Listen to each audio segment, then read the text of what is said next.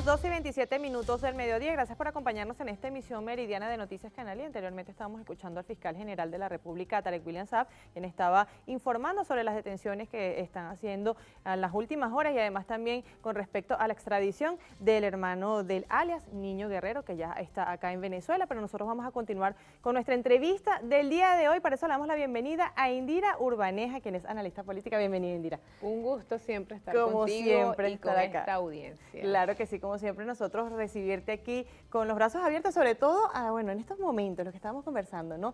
Ya faltan prácticamente 16 días para este proceso electoral y tú has insistido mucho, Indira, en lo que es este proceso que ha sido un proceso atípico, ¿no? Con lo que son las elecciones, lo que es la campaña. ¿A qué te refieres cuando hablas con eso?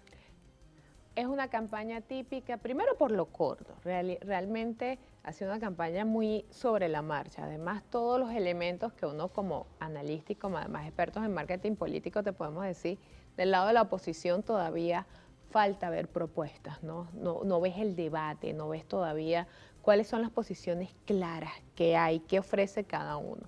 Por el lado de la oposición extrema, que lo representa el candidato Edmundo González, pues también hay mucha incertidumbre, se negó a firmar el acuerdo de reconocimiento de resultados, entonces no sabemos si realmente avanza en la campaña buscando la paz, que es lo que este país necesita, la paz. Y también he hecho mucho énfasis en eso. ¿Por qué? Porque si nosotros volvemos a los escenarios de confrontación de 2014, las guarimbas, la calle incendiada, la gente, le hacemos nuevamente daño es al país. Quien sufre no es la clase política, quien sufre es el pequeño emprendedor, tú, cualquiera de los muchachos que están aquí en el estudio, que necesitan ir todos los días a su trabajo para llevar el pan a la casa. Entonces, aparte de eso, tenemos por el lado del oficialismo, por el lado del presidente Nicolás Maduro, también es una campaña típica, porque por primera vez un candidato presidencial va a la contienda con sanciones, con precio en su cabeza. O sea, Nicolás Maduro, su cabeza vale 15 millones de dólares. Cuando él camina haciendo su campaña, él no sabe si le va a salir algún fanático de esto que lo quiera atrapar, que lo quiera capturar para cobrar esos 15 millones de dólares. Eso no se había visto nunca en nuestra historia. Claro, además, Indira, que también sabemos que, bueno, en las últimas semanas, ¿no? Han salido muchas pruebas de posibles planes de magnicidio también que han sido presentados. Incluso también estábamos escuchando hace unos minutos al fiscal general de la República, que estaba informando sobre todo lo que es este posible saboteo eléctrico también, que ha sido muy atacado, ¿no? Estas últimas semanas. Esto, bueno, me imagino que la presión va a seguir, ¿no? En estas próximas semanas. Porque es una elección, volvemos al punto, atípica, donde no te estás jugando simplemente, bueno, ¿quién va a ganar? ¿La oposición o va a ganar el chavismo? No, aquí se está jugando el poder. Y se está jugando, primero, el sector opositor va a echar el resto. Y ellos siempre cargan un plan debajo de la manga o debajo de la mesa, que es lo que los lleva a una posición perdedora. Porque si la oposición se concentrara realmente en el proceso electoral y en llevar un proceso democrático, quizás tendría más oportunidad de poder disputarle al chavismo y se acercaría mucho más al triunfo. Pero cuando ellos en medio de una campaña electoral comienzan a hacer enlaces con grupos paramilitares, comienzan a desarrollar planes de digamos, violencia, y la gente dice, no, pero eso es un trapo rojo, eso lo inventa el gobierno. No, porque ya en el pasado esto ha ocurrido. Recordemos la Operación Gedeón, recordemos en estos días también se recordaba lo que sucedió en 2002 cuando intentaron asesinar al presidente Chávez, que trajeron unos paramilitares, el caso de la finca Dactari. O sea, hay precedentes. Esto no es que estamos hablando por hablar, ni que lo estamos inventando porque queremos o porque somos pro gobierno. No. Hay antecedentes que determinan de que la oposición en muchas oportunidades se ha ido por la vía violenta. Entonces ahora este tema, atacar el sistema eléctrico, ¿a quién le van a hacer daño? ¿Atacar qué? Un puente todo. Ahora yo no entiendo esto, porque si ellos están seguros de la victoria, como ellos han dicho, que tienen unas encuestas que dan ganador al señor González Urrutia, ¿para qué entonces apostar a este tipo de planes si ellos están tan seguros de que la vía es electoral y de que el triunfo es electoral? Exactamente, Indira. Bueno, también estamos viendo una oposición bastante polarizada, ¿no? Porque estamos hablando de una oposición que es de extrema derecha y estamos hablando de otros 9 candidatos también, que bueno, en total los 8 candidatos aparte, ¿no? De la oposición, sí, que ellos siguen haciendo su campaña, están, como quien dice, pues en la vía electoral, están visitando sus pueblos, visitando las ciudades. Entonces, ¿por qué vemos esta polarización, esta diferencia, ¿no?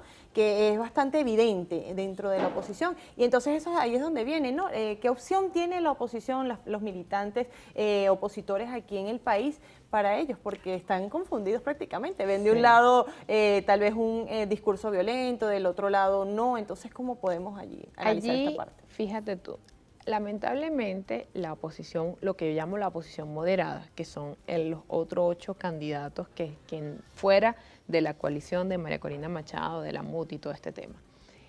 Hay una polarización en las redes sociales a nivel comunicacional, pero en números no, porque yo que vivo revisando constantemente los estudios, no encuestas.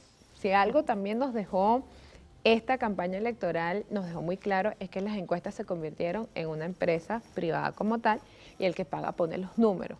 Porque de verdad la incoherencia que he visto en los números son inconsistentes. Yo como analista utilizo, son estudios de inteligencia que normalmente hacen las embajadas, que normalmente hacen las grandes empresas transnacionales que tienen mucho interés en saber cómo van las cosas en Venezuela.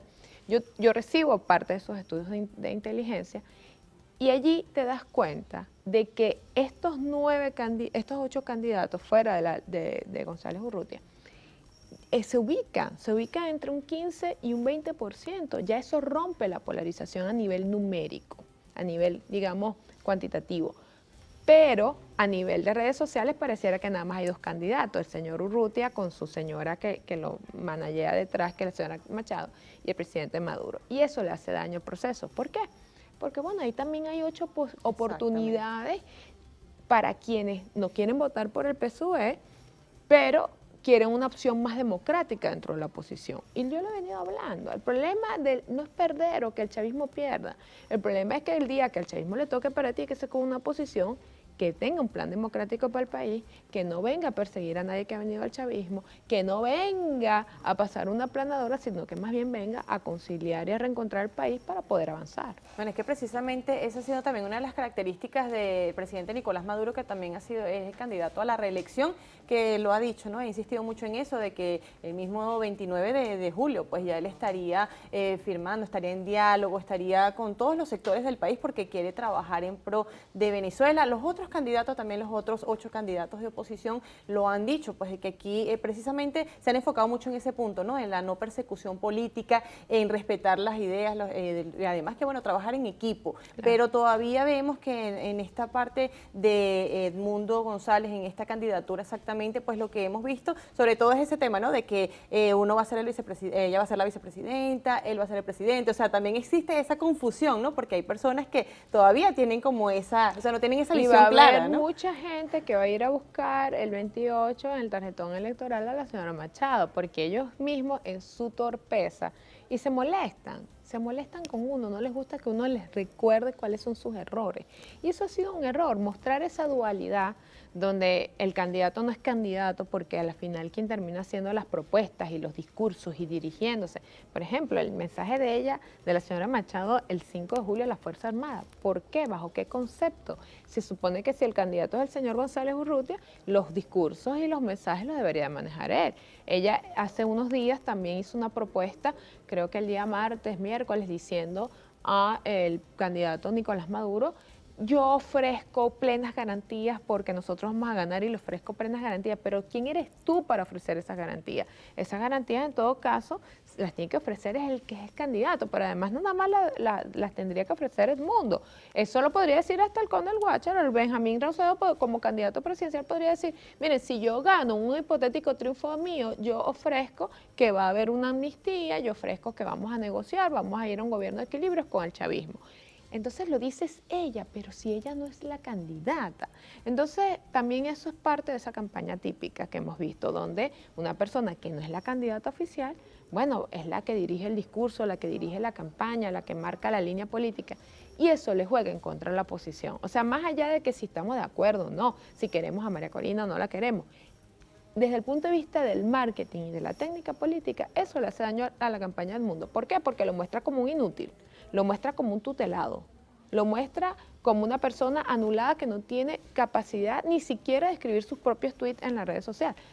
Casi siempre tenemos community que nos llevan las redes sociales, pero hacer un copy y pega de lo que se escribe en la cuenta de la señora Machado, en la cuenta de él, lo que le demuestra es que no es un candidato realmente independiente, con ideas propias, con criterio propio y con discurso propio. Así es, Indira. Bueno, también lo hemos visto en las últimas semanas, pues, y me imagino que estos próximos días estará todavía, bueno, más fuerte todo lo que va a ser esta campaña, que es hasta el 25 de julio. Sabemos que, bueno, esperemos también, además, que prevalezca la paz, como estabas diciendo. Además que, bueno, de verdad te agradecemos muchísimo por habernos acompañado la tarde, como siempre. Bueno, quisiéramos más tiempo. Esta es la dictadura del tiempo. Después del 28 de julio hay que hacer una reforma, los noticieros tienen que durar más tiempo porque además la gente tiene que estar informada. Así es. Bueno, en la Meridiana nos hace falta entonces una extensión de tiempo para las entrevistas. Muchísimas gracias, Indira, como siempre, un gusto tenerte acá en nuestro estudio. Vamos a una pausa, de regreso continuamos con más de esta emisión meridiana de Noticias Canalí.